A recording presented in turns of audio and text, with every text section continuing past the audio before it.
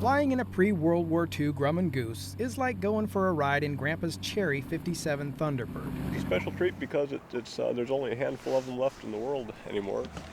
This particular goose, as their fans call them, isn't just a rare bird.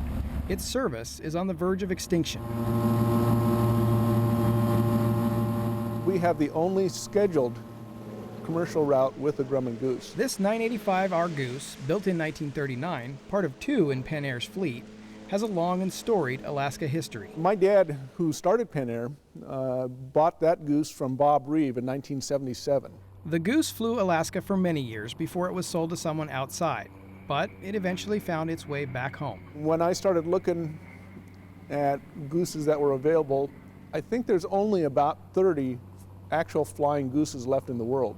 It takes a lot of specialized training to prepare a pilot to fly the Goose in the Aleutian Islands. Even seasoned pilots that have thousands of hours, you put them in an airplane like this, and it's a 2-year project to turn them into a goose pilot. Though the trip from Unalaska to Akutan takes only 30 minutes, it might be the 30 trickiest minutes of flying in the state. Oftentimes you're dealing with multiple types of swells, especially in Akutan. A pilot is not only dealing with the wind, he must be a boat captain, able to navigate the seas. The Goose is a flying hull. It's a flying boat type aircraft. And out in the Bering Sea, we're landing in the open Bering Sea. It oftentimes is quite rough out there. Bert Meese is one of those pilots, almost as rare as the Goose itself. So much so that the Alaska Airlines captain is loaned out to do fill-in flights for Pen Air's commercial service between Unalaska and Akutan. I started flying this in 1996.